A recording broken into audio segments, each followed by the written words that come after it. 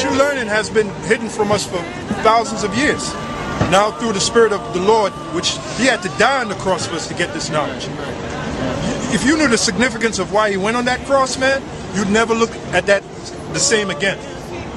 He had to die for us to get this knowledge. That's right. From His Father. And that's how the Lord is gathering His elect, by the word being out and preached out here. And then the ones like yourself, you know, you heard the word. So if you're part of the elect, the Lord, now with the word that you receive, now you'll be sealed. Wisdom, you know, so we're calling out with the word of the Lord, and the Lord is the one doing the sealing. Those people obviously weren't part of the elect because they were scoffing. So it's like the word went like this, you know, just kept bouncing off their ears. That's why they came up the way they did, and then they left. You know, but you're still here listening. It's self-study to show that self-approved. You got to study the Bible, but you got to study other books. When I say other books, I mean like the documents, the records, history. It becomes a way of life. It becomes a way of life. Hang around. It's been a long time coming, but I know a change gonna come. Oh, yes it will. All right, Shalom. First and foremost, I would like to give all praise and glory unto Yahweh, Bahashem, Yahweh Shah, Bahashem Rakakwadash. Double honors unto the apostles and the elders of GMS who rule well, teach well, being great examples to us younger brothers. And peace and blessing salutations to the whole lake out there pushing His word in truth and in sincerity across the four winds. In the name of Yahweh Bahashem Yahweh Shah, pushing to get up out of here. Shalom to the hopeful elect, the believers, the listeners whom have came back to the obedience of the scriptures through faith in Yahweh Bahashem Yahweh Shah. All right, and what I want to get into today, all right, is from Babylon, all right, to Rome. Okay, and this lesson was inspired, all right, by a live stream, all right, a live count done by the brothers out in Dallas, all right, and Elder Apostle Rakah, all right, had made a statement. Matter of fact, let me pull up that live screen. And it made me think, you know, the lesson, you know, it sparked me to do some research, you know, in the spirit, you know, just led me down a rabbit hole. And Lord we'll just link all these things together, all right, from Babylon to Rome, all right, going into this current beast system, all right, which is Rome revived. Okay, so I'm gonna let this play, you know, then we get some precepts, you know, get some articles, and, you know, just link things in the spirit, and Lord will, this is edifying, you know. Last day when they eat pork, right, and then the sacrifice of swine on the altar, do as thou wilt. Right, they were making women who circumcised their children and putting them to death. Yeah. And well, there was a story on it, you know, in the Apocrypha. Yep. And do as thou wilt. Right. So the Romans really got everything from the Greeks because power transferred. Yep. When the Greeks came out of power, then it switched to the Romans. They were all the same devils. Right. But it was different. Like the Greeks, they had like all that Greek mythology. The Romans followed that, but they just get Mercury. Right. But they got that from Egypt. And so Esau don't got nothing. Right. That's why the Bible says he's in no people. Right. Esau don't got nothing, bro. Everything Esau got, he got from them. The Hamites. Right, and all of those, and if you notice amongst the Hamites, amongst the Egyptians, it was a disease because they didn't have order. Their order was, their law, statutes, and commandments were contrary to life. This is why when we entered into the land, the Lord said, look, abstain from these ways. The law, statutes, and commandments were given unto us to separate us from the practices of those Hamites. When you read it, that's what it was. And that same culture is what now runs the world today. Yes. Esau got this from the so-called Africans. What do we call it? Babylon. Who are the Babylonians? Right. The original ones, the Cushites. Yes, the Cushites. But who are they? Hamites. Hamites, right. Because going back to when the Ark, that goddamn Canaan, right? Canaan, yeah, right. The first homo, looking at his grandfather. Right. You know, man, see what I'm saying? So Esau, everything came from them damn Hamites. Man. That's what them Hamites, Esau, that's why in the kingdom, Ham gonna suffer too in the kingdom. Oh yeah. Oh hell. In captivity, when we get them Ham. So yeah, man, when I was listening to it this morning, I was like, man, you know, it sparked, me to do some research, and the spirit, started giving me nuggets, and it built the lesson, so Lord will, this is edifying. All right, so just as the elder Apostle Rakah, all right, and the elder brothers of Dallas was speaking, Esau, pretty much adopted all the customs, that runs his society today, his witchcraft, his rituals, his different deities. Okay, he adopted them from, all right, Ham. All right, so is in this new, Rome. Okay, this beast system, they have adopted, their wicked priesthood of ancient Babylon. Okay, those those different rituals from, all right, those wicked Canaanites. Okay, and even some of the witchcraft of ancient Egypt, which they all come from Ham. Okay, and we're going to go into these things, man. Now, when you go here into Revelation 17, okay, when it speaks about, Mystery Babylon, and we'll get straight to it. Revelation 17:5, and upon her forehead, and at her is that whore that ride the beast, okay, which is America. Okay, and upon her head, and upon her forehead was a name written, Mystery Babylon the Great, the mother of harlots and abominations of the earth.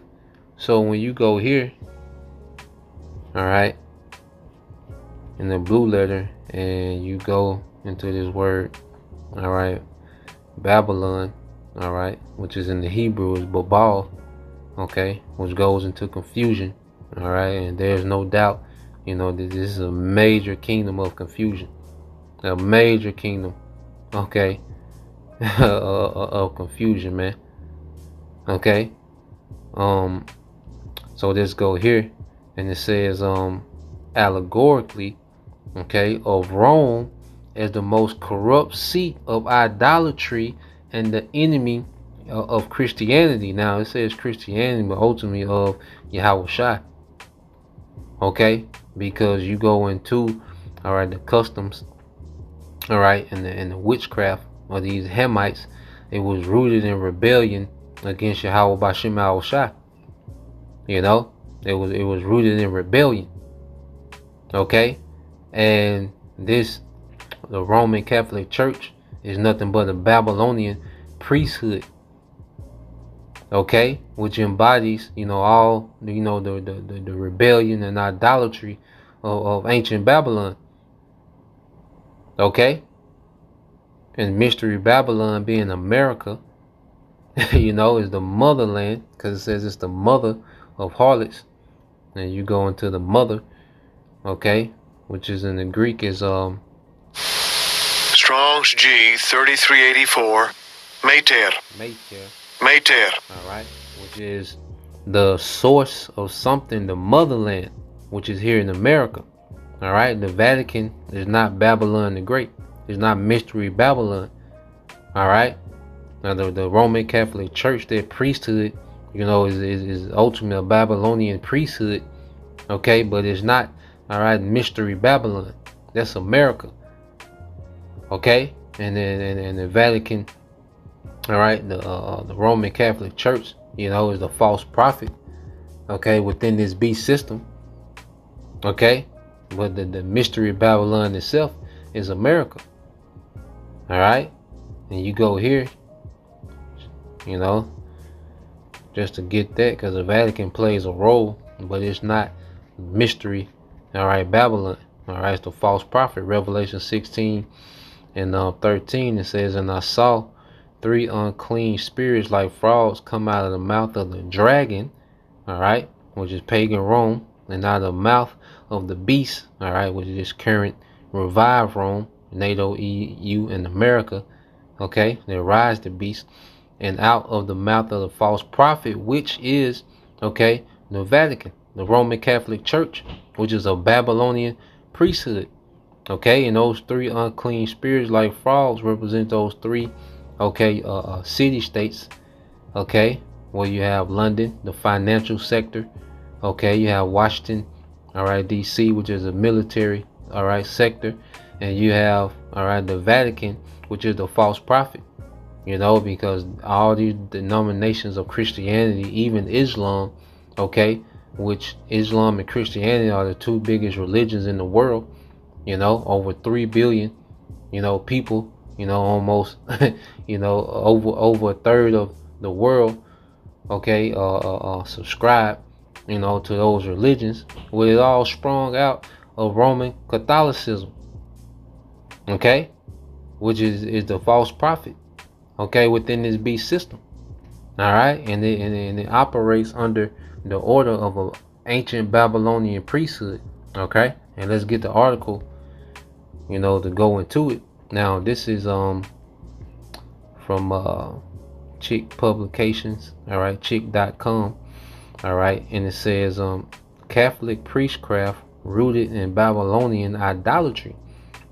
One of the striking characteristics of Roman Catholicism is that it contains a complete, all right, sacerdotal, all right, or priest-based system not supported by Scripture. This system includes worship of a wafer, all right, that little cracker, you know, that they eat, you know, talking about the body of the Messiah, okay, adoration of a goddess, you know, they worship Mary, okay, prayer to and for the dead, infant baptism, confession, all right, to a priest, confiscation of God's grace to be dispensed through a system, all right, of sacraments, suffering for one's own sins after death, all right, in purgatory, a celibate hierarchy topped by a infallible, okay, pope who claims to be the Messiah's vice president on the earth, okay, no assurance of salvation, bowing to idols, worship of relics, repetition prayers, etc. None of these teachings can be solidly backed by the Bible. Many are expressly forbidden. So where did these come from? Where they, it says, were they just thought up along the way by imaginative pastors as the church grew, or were they possibly part of other worship systems existing previously and alongside the expanding church? Over 100 years ago, a brilliant Bible scholar named Alexander Hislop determined to find out, after many years of research and hundreds of volumes, he produced a timeless classic which details the origins of these anti-biblical beliefs. He traced their histories. Incredibly, all trails led to ancient Babylon. There, in the shadow of the infamous Tower of Babel, he found their source. Shortly after Noah exited the ark, men quickly forgot the Most High's judgment and the flood and set out to rebuild another culture of rebellion like the one the Most High had destroyed. Refusing to worship the Creator, they set up an elaborate priestcraft system to worship God's creation, the sun, the moon, sacred stones, and his creatures, snakes, birds, bugs, kings, and queens. Hislop documented in amazing details how the Roman Catholic Madonna is just a modernized Babylonian Semiramis. All right, the wafer worship is extracted from sun worship, which was almost universal in the pagan world. The characteristics of the wheat flour and the round shape are traceable in history to requirements for cakes of an unbloody sacrifice to the sun god. Even the IHS imprint, all right, so they have the initials IHS on the wafer, okay, according to Hislop, would have been interpreted by the pagan Egyptian, all right, to represent his chief deities Isis, Horus, and Seb. Okay, so this current Roman Catholicism, okay, the false prophet of this beast system, okay, is rooted, all right, in ancient Babylonian and Egyptian rituals.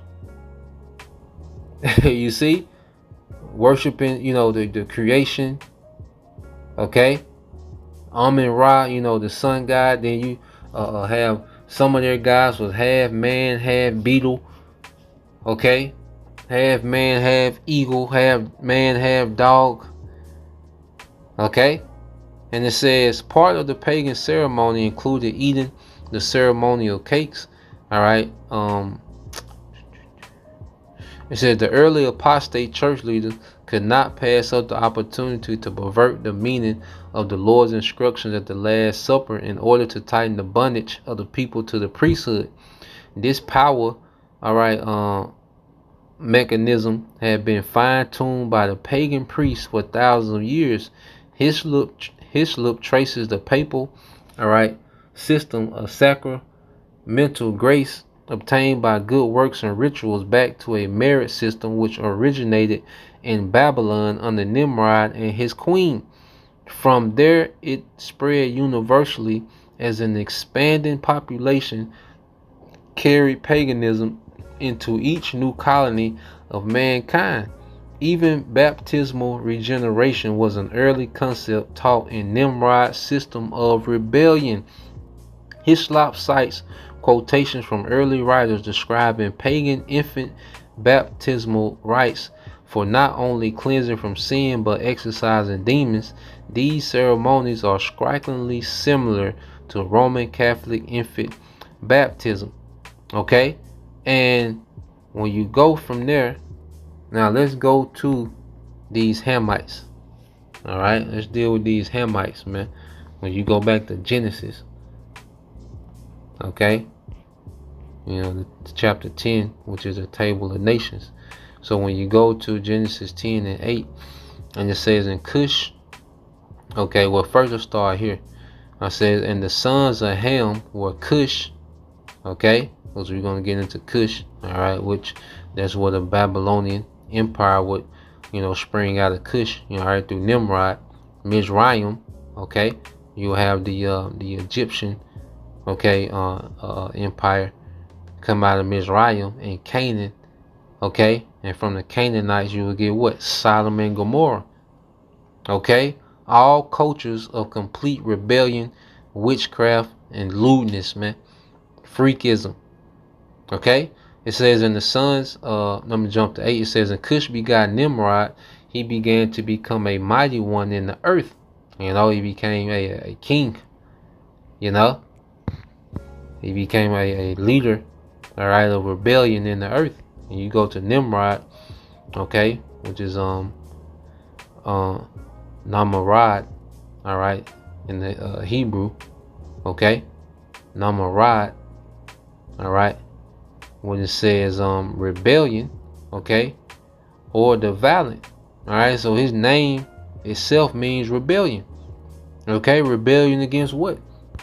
Okay, Yahweh Bashim Shai, all right, Ham, all right, but it was his sons that got off the boat, okay, and picked up Satanism, you know, as a culture, man. All right, he was a mighty hunter before the Lord, even where it was said, even as Nimrod, the mighty hunter before the Lord. Okay, and let's go from there. All right, when you go to Genesis, okay, 15, and this is on down the line to show you. All right, the descendants of, all right, Cain, you know, they just continued, okay, in wickedness. All right, this is what was told to Abraham. All right, and this was generations after, okay, Babylon. Okay, this is Genesis 15 and 13.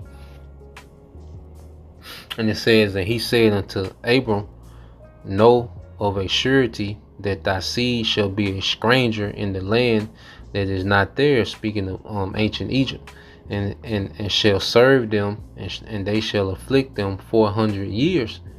Okay, so this was speaking of ancient Egypt, you know, and you had Jake, you know, think they was going to 2019. You know, they were trying to make that, you know, be the prophecy of now, you know, by captivity in this spiritual Egypt. But this was speaking of ancient Egypt.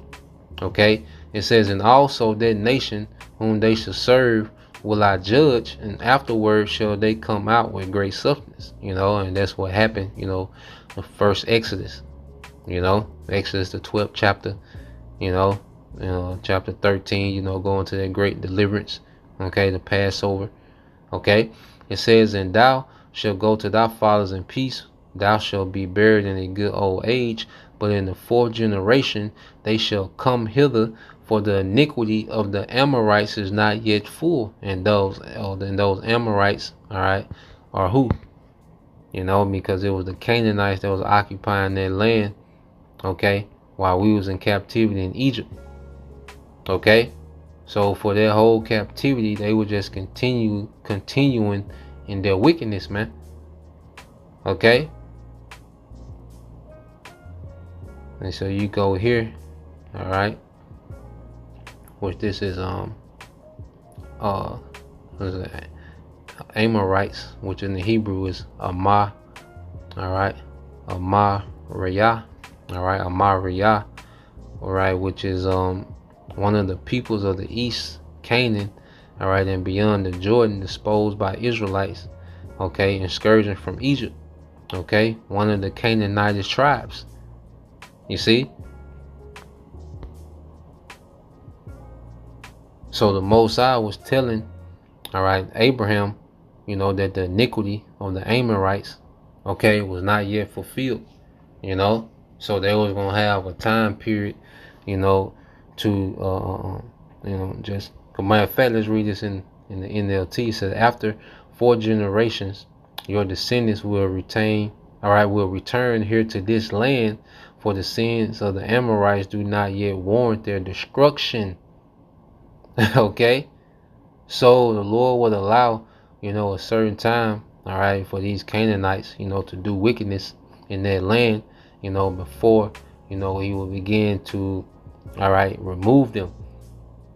Okay, but he allowed them, you know, to operate in wickedness for a time, as Esau, Edom, and this time is allowed to operate, you know, in this space of wickedness until his wickedness is fulfilled. Then he's going to be judged, man. Okay, so now let's fast forward. Okay, now who did Esau, okay, make wives with? Who did he choose? Okay, this is Genesis 26. All right, and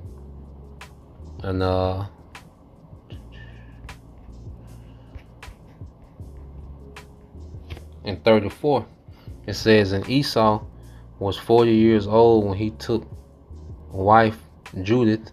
All right, when he took the wife Judith, the daughter of Beri, okay, the Hittite, and Bashemath, the daughter of Elon, the Hittite, which were a grief of mine unto Isaac and to Rebekah. So you go into the Hittite, okay, go into the Hittites. Who are they? All right, which in the Hebrew, Hathayah, okay, which is what descended of Heth, okay, the nations, all right, the nation descended from Heth, the second son of Canaan. So these are Canaanites. Okay, so who did Esau link with? Who did he join in marriage with?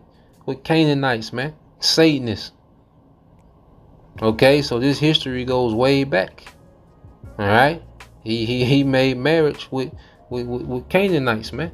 And what was told Jacob when he was sent off to get wives? All right, this is 28. It's Genesis 28:1. It says, and Isaac called Jacob and blessed him and charged him and said unto him, thou shalt not take a wife of the daughters of Canaan. You see? And this lets you know that the blessing was meant for Jacob, okay, because Isaac wasn't distraught, you know, he wasn't, you know, tore up about Jacob being blessed. Okay, he's giving him further instructions. Okay, he's constantly blessing him and giving him, all right, instructions and wisdom. Thou shalt not take a wife of the daughters of Canaan. Okay? And you keep reading, it says, arise, go to Padanaram, to the house of Bethel, thy mother's father, and take thee a wife from thence of the daughters of Laban, thy mother's brother, and God Almighty bless thee, and make thee fruitful and multiply thee, that thou mayest be a multitude of people, and give thee the blessing of Abraham to thee and to thy seed. Wait a minute, Isaac is doubling down on the promise, on the blessing. Okay? And give thee the blessing of Abraham to thee and to thy seed, which with thee, that thou mayest inherit the land wherein thou art a stranger, which the Most High gave unto Abraham. And Isaac sent away Jacob, and he went to Padanaram and Laban, all right, unto Laban, son of Bethuel, all right, son of Bethuel the Syrian, the brother of Rebekah, Jacob and Esau's mother. Okay, you see, so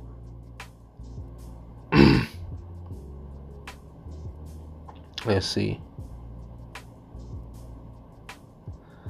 Let's go from there. All right, and let's go into Esau some more. Okay, so you go here in the Genesis. So Jacob was told not to deal, okay, with none of the women of Canaan, because of what? They had a culture of rebellion. You know, by then they was generations in. Okay, so Jacob was told to look, stay away from those Canaanite women. You know, they're defiled. You know, they're through. Okay, all right, they're complete Satanists, and you know that was the scum of the earth, man, the Canaanite. All right, and Esau married into that madness, man. You know, and the baton was passed to this guy. All right, now this is Genesis 36. Okay. And it said, now these are the generation of Esau, who is Edom. Esau took wives of the daughter of Canaan, Adah, and the daughter of Elon the Hittite, and Abu and Ahalabamah, the daughter of Anna, the daughter of Zebulun the Hivite. So let's see what's the Hivite. Okay.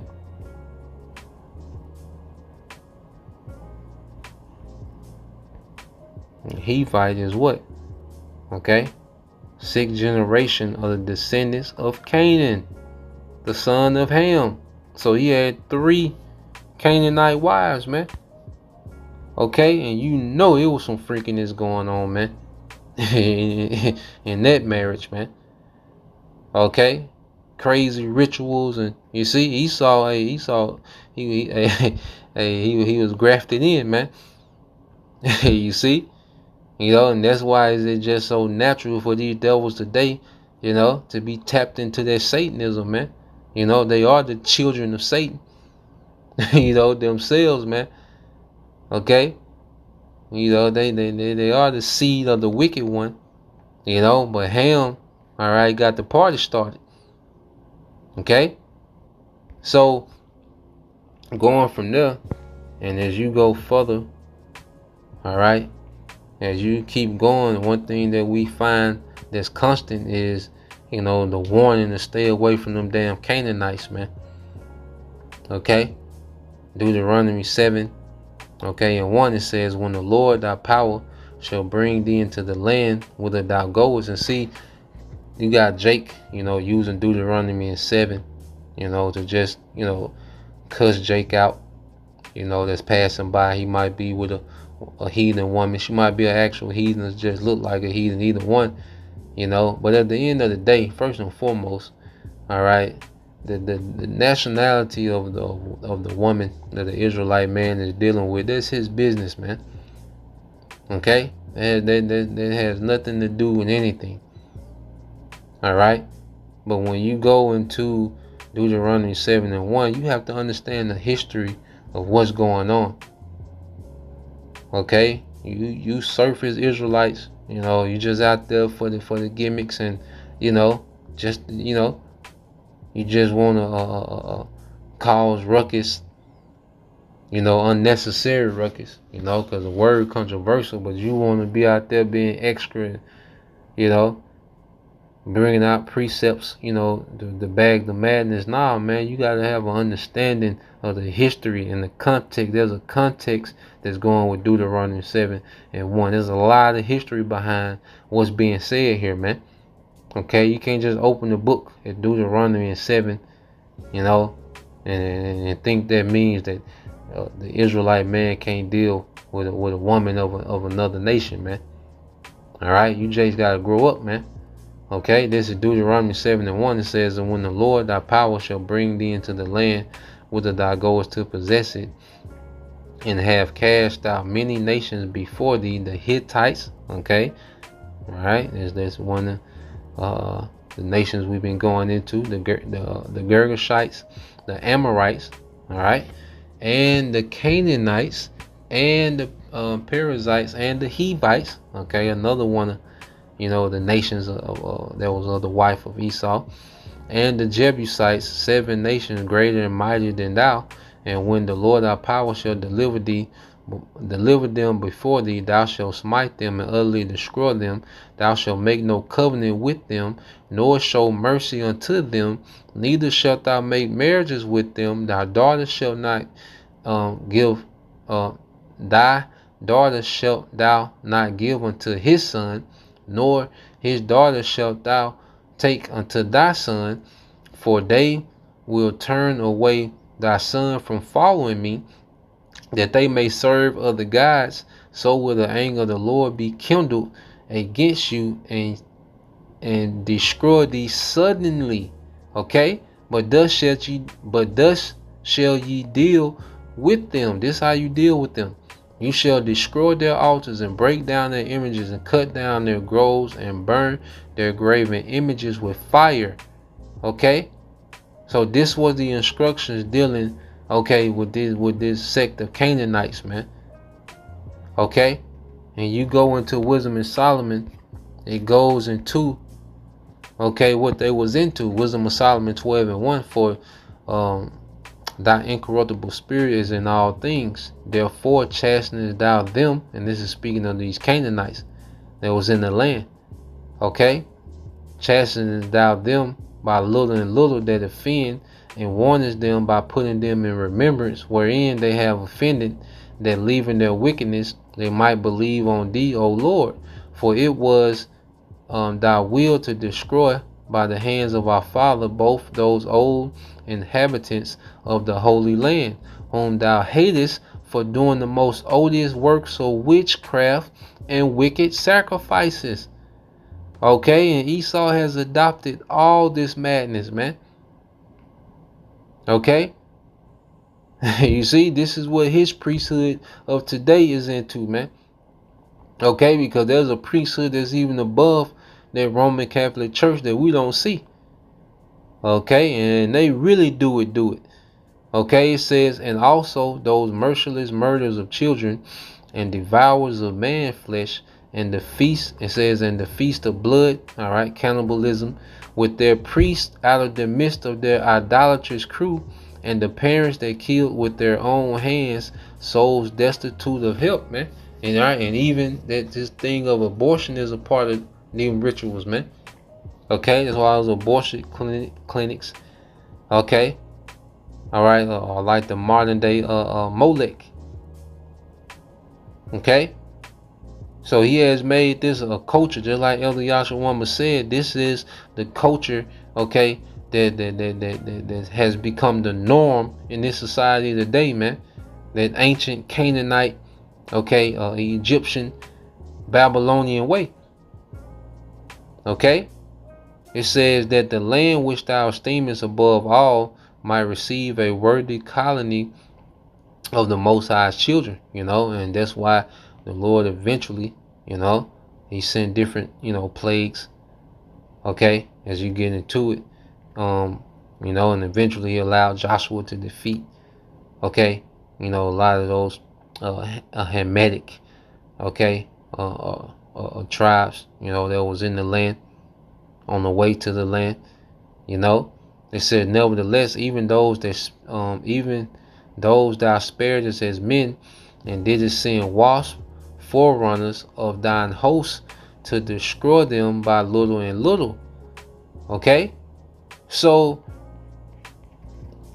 the Lord had a reason for saying what was said in Deuteronomy 7:1. And just like Elder Yashua was saying, the law was anti-Babylonian. It was anti-Egyptian. It was anti-Canaan when you go into the law. Okay? Well, a lot of the law was based in doing the opposite of what them niggas were doing, man. Which was complete wickedness and stupidity. Okay? It was death. Okay? But Esau picked the ball up and ran with it. Alright? And he has incorporated, the ancient Babylonian, Egyptian, and Canaanite customs, okay, into his new Rome, okay, into this beast system. Alright, because even going back, when you go into, just to prove, the scripture say prove all things. Alright, so you go into this, just get this word Sodom, okay. It's Genesis 14:2. And I just want to get this word Sodom. Alright. Alright, with Sodom, which means a burning. The Lord got a sense of humor. Because that was the judgment of ancient Sodom. It's going to be the judgment of this Sodom, man. It says, a Canaanite city, alright, usually paired with Gomorrah, located around the Dead Sea and the Jordan River. Both cities destroyed by judgment in by the Most High in judgment.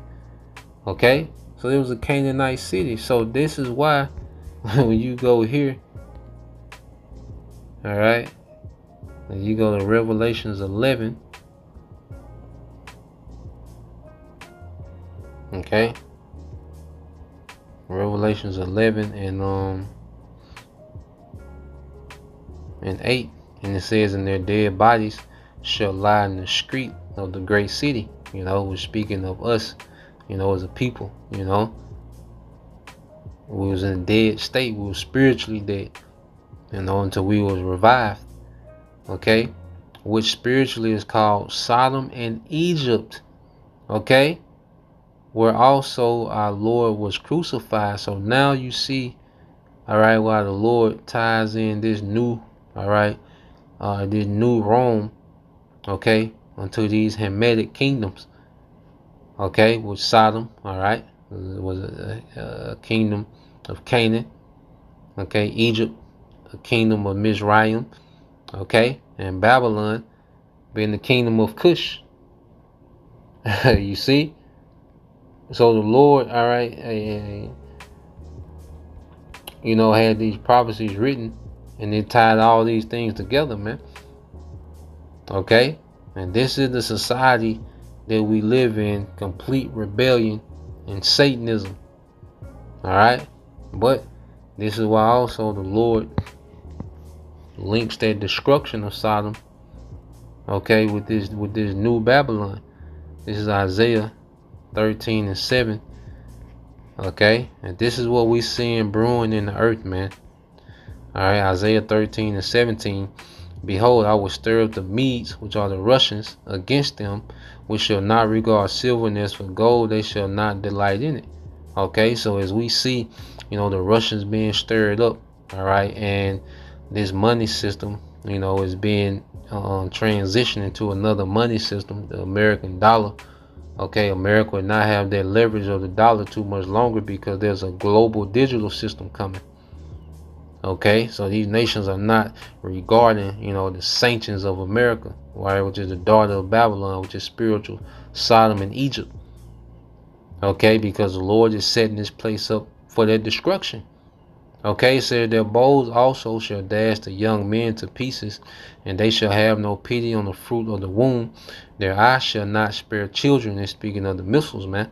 Okay, and Babylon, okay, the glory of kingdoms, the beauty of the Chaldeans' excellency. All right, and the modern day Chaldeans are these elites, man. Okay, and they're witches and warlocks. Okay, that are the wicked priesthood of this modern, all right, Babylon.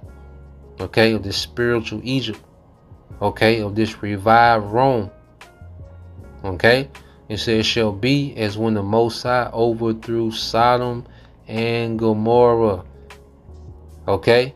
So there's a future judgment for the future Sodom and Gomorrah, okay, for the future daughter of Babylon, okay, for future, okay, Egypt. All right, let's get that. This is Joel 3 and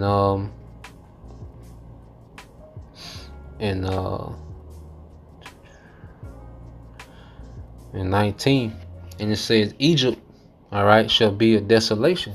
All right, that hasn't happened yet, because the land of Egypt is still a functioning society. Okay, it's not a desolation. Okay, so it's speaking of spiritual Egypt. Okay, which is America, man. Egypt shall be a desolation, and Edom, all right, you see how I link Edom, okay, with Egypt, shall be a desolate wilderness for the violence against the children of Judah, because they have shed the innocent blood. Salaki, they have shed innocent blood in their land. Okay, so there's a future judgment for this future Egypt, all right, this future Babylon, and this future Sodom.